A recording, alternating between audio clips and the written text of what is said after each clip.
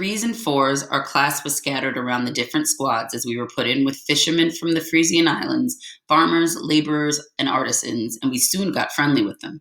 Krop, Muller, Kemmerich, and I were put into number 9 squad, the only one commanded by Corporal Himmelstoss. He was reckoned to be the stickiest bastard in the whole barracks, and he was proud of it. He was a short, stocky bloke with 12 years' service in the reserve, a gingery mustache with waxed ends, and in civilian life he was a postman. He took a particular dislike to Krop, Chaden, Vestas, and me because he sensed our unspoken defiance. One day I had to make his bed 14 times. Every time he found some fault with it and pulled it apart. Over a period of 20 hours, with breaks of course, I polished an ancient and rock-hard pair of boots until they were soft as butter, and even Himmelstoss couldn't find anything to complain about. On his orders, I scrubbed the floor of the corporal's mess with a toothbrush. Krop and I once had a go at sweeping the parade ground clear of snow with a dustpan and brush on his orders, and we would have carried on until we froze to death if a lieutenant hadn't turned up, sent us in, and given Himmelstoss a hell of a dressing down. Unfortunately, this only turned Himmelstoss against us even more. Every Sunday for a month I was put on guard duty, and he made me room orderly for the same amount of time.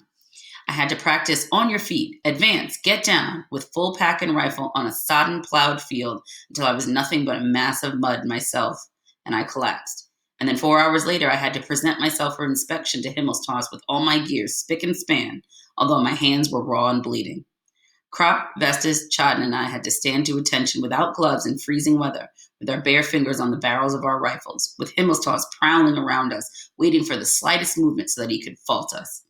I had to run 8 times from the top floor of the barracks down to the parade ground at 2 a.m. in my night things because my underpants were protruding half an inch more than they should have over the edge of the stool where we had to lay our kit.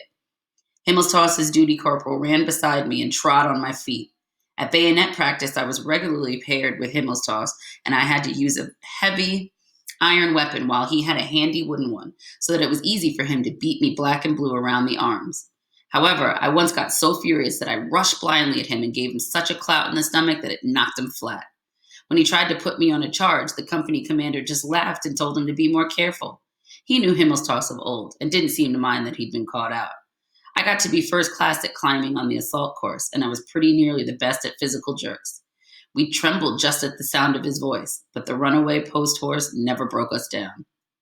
One Sunday, when Krop and I were detailed to lug the latrine buckets across the parade ground on a pole between us, Himmelstoss happened to come along, all poshed up and ready to go out. He stopped in front of us and asked how we were enjoying ourselves, so we faked a stumble, regardless, and tipped a bucketful over his legs. He was furious, but we had reached breaking point. "You'll get the clink for that," he shouted, but Krop had had enough. "Not before there's been an inquiry, and that's where we'll spill the beans," he said. "Is that how you talk to an NCO?" roared Himmelstoss. "Have you taken leave of your senses? Don't speak until you're spoken to. What did you say you'd do?" "Spill the beans about Corporal Himmelstoss, sir," said Krop, standing to attention. Then Himmelstoss got the message and cleared off without saying anything, although he did manage to snarl, "I'll make you lot suffer for this," before he disappeared. But it was the end of his power over us. During field practice, he tried again with his "Take cover! On the feet! Move! Move!" We obeyed all his orders, of course, because orders are orders and have to be obeyed. But we followed them so slowly that it drove Himmelstoss to despair. Taking it at a nice, comfortable pace, we went down onto our knees and onto our elbows and so on, and meanwhile he had already shouted another enraged order. He was hoarse before we were even sweating. From then on, he left us in peace. He went on calling us miserable little swine, of course, but there was respect in his voice. There were plenty of decent drill corporals around, men who were more reasonable. The decent ones were even in the majority. More than anything else, every one of them wanted to hang on to his safe job here at home for as long as possible, and they could only do that by being tough with recruits. In the process, we probably picked up every little detail of parade ground drill that there was, and often we were so angry that it brought us to screaming pitch. It made a good few of us ill, and one of us, Wolf, actually died of pneumonia. But we would have been ashamed of ourselves if we had thrown in the towel. We became tough, suspicious, hard-hearted, vengeful, and rough. And a good thing, too, because they were just the qualities we needed. If they had sent us out into the trenches without this kind of training, then probably most of us would have gone mad.